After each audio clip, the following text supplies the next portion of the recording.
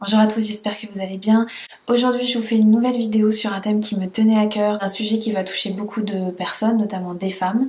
C'est celui du culte du corps et notamment de la minceur. Je suis passée par là, donc aujourd'hui je peux en parler forcément. Alors ce qu'il faut savoir au départ, c'est que moi j'étais une petite fille et une jeune adolescente très très mince. Je faisais beaucoup d'activités de danse, de gym, je bougeais beaucoup, je mangeais très très peu et j'étais d'un type assez angoissé, assez stressé, donc j'ai éliminé rapidement et j'étais vraiment très très mince.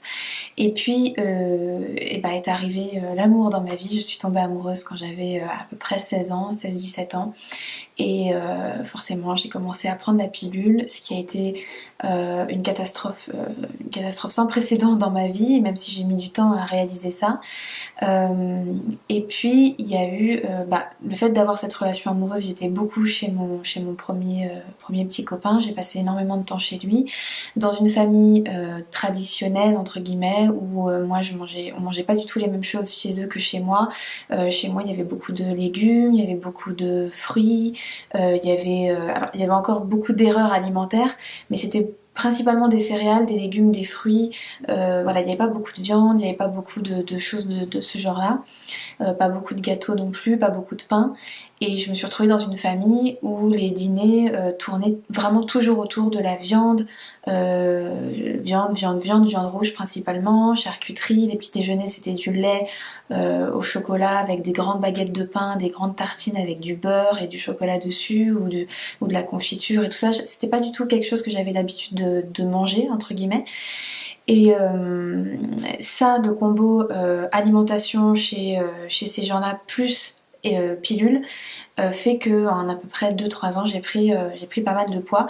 J'ai jamais été une personne ce qu'on peut appeler grosse, j'ai jamais été grosse, mais je suis devenue quand même assez costaud, assez pulpeuse, même bien pulpeuse, et je m'en suis pas du tout rendu compte, je m'en suis vraiment pas rendu compte. Parce que j'avais toujours, j'avais une relation amoureuse qui se passait bien, je plaisais aux garçons, j'avais assez confiance en moi, et puis voilà, je me suis pas vraiment rendu compte de ce qui se passait, surtout l'impact que ça avait sur ma santé, parce que si vous voulez, j'étais pas grosse, mais j'étais gonflée. J'avais de l'œdème, j'avais le visage gonflé, j'avais une espèce de baby face, j'avais des épaules larges, j'avais un ventre qui était pas graisseux mais qui était gonflé, quoi. J'étais gonflée en permanence, et je pense que ça va tout à fait avec l'époque de ma vie où je faisais de la musique, j'avais arrêté mes études, j'essayais de percer dans le milieu artistique et ça ne marchait pas. J'avais pas beaucoup d'argent, c'était compliqué. Ça, je vous parle de cette époque, j'avais à peu près 18, 19, 20, 21 ans, voilà, ces 4-5 années-là. Donc la vie me gonflait, quoi. La vie me gonflait et c'était compliqué. Et évidemment, comme beaucoup de jeunes femmes, je suis tombée dans l'engrenage des régimes. J'ai fait toutes sortes de régimes en me décourageant de plus en plus en suivant, enfin les uns après les autres, quoi. Je voyais bien qu'il y avait quelque chose qui n'allait pas, qui clochait dans les régimes. C'était pas bon pour la santé, ou alors c'était beaucoup trop restrictif. Enfin bon, ça foutait complètement ma vie sociale en l'air, mon mental, mon moral, mon émotionnel. Enfin, c'était une catastrophe. Et puis en fait, plus je faisais attention, plus je faisais du sport, plus machin, moins je mincissais. Et j'ai remarqué qu'il y a beaucoup de femmes qui me disent mais je fais super attention, je fais du sport, je fais du fitness, je fais machin, et je ne mincis pas. Et je suis passée par là, c'est pour vous dire que j'avais beau faire tout ce qu'il fallait faire, tout ce qu'on lit dans les magazines, ce qu'on voit sur internet, les conseils des uns des autres, ça ne marchait pas, quoi. Je ne m'insistais pas, et c'était très dur à vivre pour moi. Et puis bon, les années ont passé, j'étais quand même assez dans une espèce de dépression parce que je savais pas du tout quoi faire de ma vie.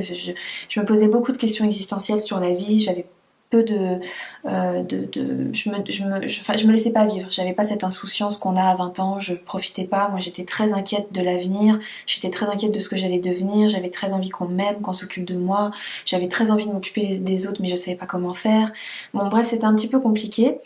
Et puis un jour j'ai décidé de prendre rendez-vous chez une... Il y a eu deux gros déclics. J'ai décidé de prendre rendez-vous chez une nutritionniste.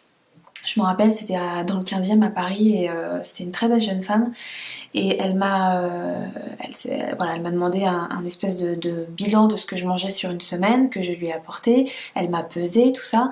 Moi, j'avais pas de balance chez moi, j'ai pratiquement jamais eu de balance. Je me fie souvent aux vêtements en fait, et puis je me suis quand même pesée chez elle et je faisais le poids. Je faisais le poids que je faisais quand j'étais enceinte au dernier trimestre, c'est-à-dire 63-64 kilos. Donc ça a été j'étais complètement effondrée hein, quand j'ai vu le nombre s'afficher sur la balance. Je m'attendais pas du tout à ça. Moi je sais que je suis quelqu'un qui doit être mince, qui doit rester mince pour être et en bonne santé et bien dans sa peau. Donc voilà, j'étais complètement effondrée. Et ce qui m'a encore plus effondrée, c'est que cette jeune femme m'a dit écoutez, on va faire en sorte de vous faire descendre à 59-58 kilos, mais étant donné votre hygiène de vie qui est quand même bien et votre ossature et votre morphologie, vous descendrez jamais plus bas que 59 kilos, faut pas rêver et tout ça. Ça, c'était un premier déclic en moi où je me suis dit un jour cette personne, je lui prouverai, même si je la rappelle pas, même si voilà, c'était plutôt symbolique. Je me suis dit dans ma tête un jour je vais lui montrer qu'elle a entièrement tort sur ce qu'elle vient de me dire parce que c'est des choses, c'est des phrases anodines comme ça, mais ça peut littéralement détruire la vie d'une jeune femme. Ça m'a détruite quoi sur le coup. Je me suis dit je n'aurais jamais, en gros je me suis dit je n'aurais jamais le corps que j'aimerais avoir. Je ne l'aurais jamais quoi. C'est pas la peine de viser la lune, je l'aurais pas quoi. Ça a été le premier déclic et puis le deuxième déclic ça a été un petit peu plus tard quand j'ai eu mon ex au téléphone qui est toujours ce premier amour et qui m'a appelé un jour pour me dire qu'il avait trouvé la femme de sa vie et il m'a dit mot pour mot au téléphone elle est bien plus belle que tu ne le sauras jamais. D'ailleurs quand je vois sa mère je me dis que je m'inquiète pas parce qu'elle va très bien vieillir. Et je me souviendrai toute ma vie de ces mots parce que, alors évidemment, ça m'a refoutu en l'air pour la seconde fois. Ça m'a vraiment, vraiment fait beaucoup de mal. Mais pareil, je me suis dit, putain mon vieux, qu'on se revoit pas, Inch'Allah, je vais te prouver que je peux exactement être la personne que je dois être et que j'ai envie d'être. Il n'y a pas de souci. Ça a été le deuxième déclic. Dans le même temps, j'avais à peu près 24-25 ans, j'ai découvert la naturopathie et je suis devenue végane. Alors je suis devenue végane, ça je vais faire une autre vidéo sur le véganisme bientôt et je vais expliquer comment je suis devenue végane.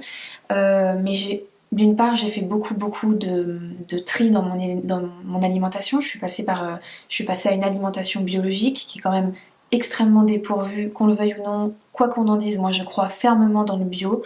Ce sont des labels extrêmement difficiles à obtenir et pour les obtenir il faut faire voilà, preuve de beaucoup d'une extrême rigueur quoi, en termes de bio. Et du coup, on sait que les produits bio sont dépourvus de pesticides. Les pesticides ont un impact non négligeable sur le système endocrinien, le système hormonal, le système nerveux et sur le corps et sur les problèmes de poids en général. Maintenant, ça, tout le monde le sait. Donc j'ai changé ça. J'ai commencé à faire un sport qui me convenait, à savoir tout ce qui était yoga, pilates. J'ai arrêté tout ce qui était course, à courir tous les dimanches matins comme une tarée dans le bois de Vincennes et à rentrer, à me peser comme une dératée. Enfin, c'était n'importe quoi. Au bout d'un moment, c'était devenu n'importe quoi. Donc j'ai arrêté tout ça. J'ai commencé, en fin de compte, à faire moins de sport, mais à plus me concentrer sur mon hygiène globale de vie. Je me suis aussi inscrite en salle de sport où je faisais un peu de fitness, mais c'était plus des cours cardio. Voilà, j'essayais plus de prendre du muscle, mais plutôt de m'assécher.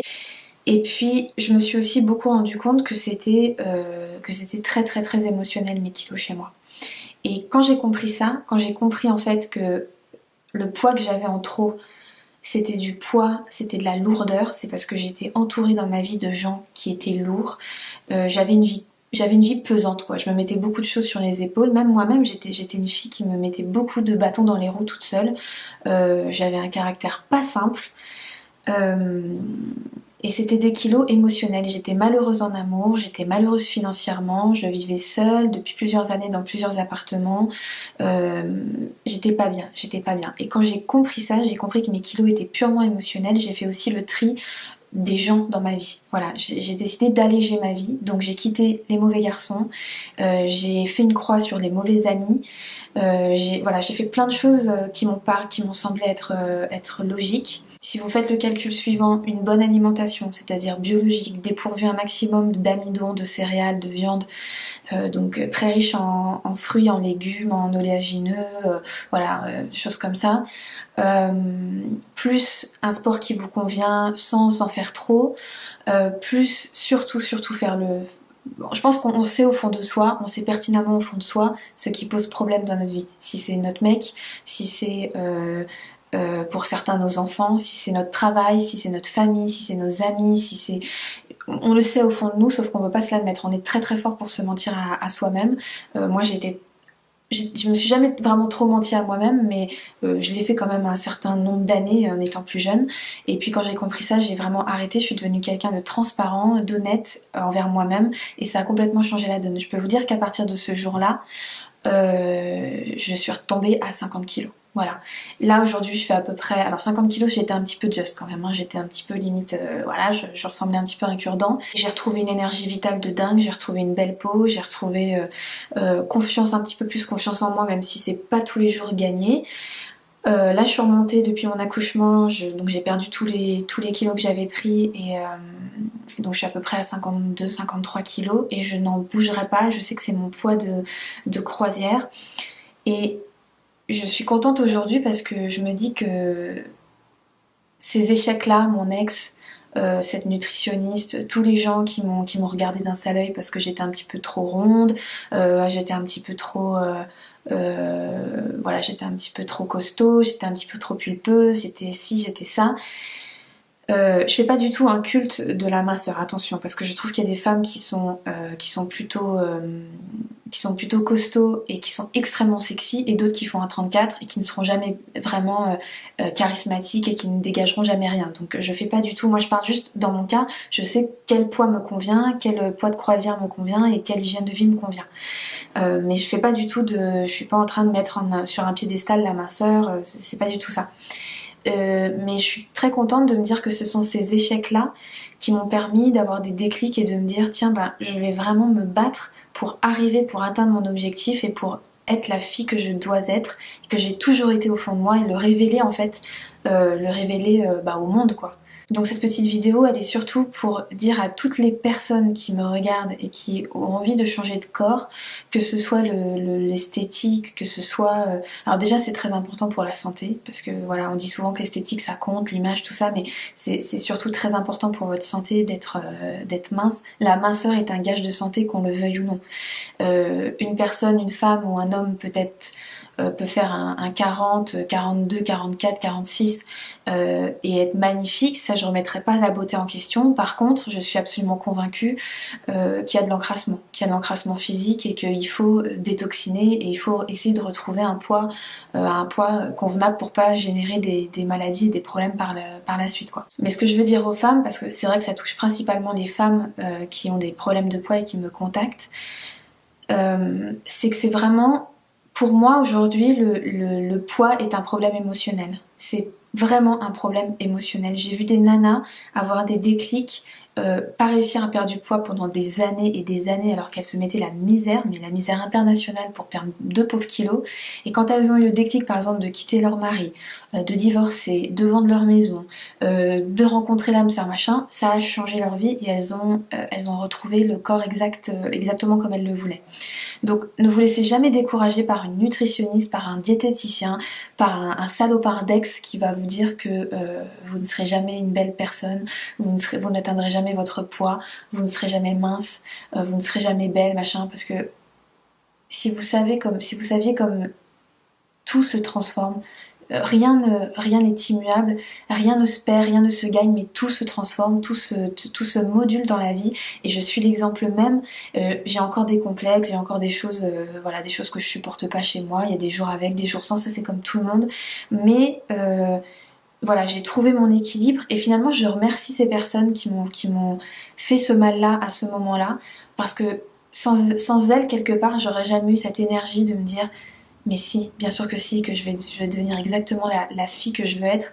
Et j'ai pas honte de dire qu'il y a des jours où je me trouve très bien, il y a d'autres jours où je me trouve horrible, où j'ai pas envie de sortir, j'ai pas envie qu'on me voie, il y a d'autres jours, voilà, mais je suis exactement la fille que je voulais être. et je tends toujours, on est toujours enseignable, il faut toujours tendre vers ce qu'il y a de mieux pour nous, pas pour la société, pas pour les yeux des autres, pas pour les yeux de vos copines, de votre boss, de votre mec, de vos parents, voilà, on s'en fout de ça. Mais surtout pour vous, ce qui vous va, ce qui vous correspond le mieux. Voilà, j'espère que cette petite vidéo vous aura apporté des réponses et des conseils et vous aura peut-être aidé dans votre démarche actuelle et dans votre cheminement actuel. N'hésitez pas, s'il vous plaît, à vous abonner, à cliquer sur la petite cloche pour être au courant des futures vidéos qui vont sortir, et puis parler un petit peu de ma chaîne autour de vous, ça fait pas de mal, c'est bon pour moi, c'est bon pour mon moral. Je sais que le moral c'est important en ce moment, on en a bien besoin d'un bon moral, et je vous souhaite une très belle fin de journée et à bientôt. Ciao.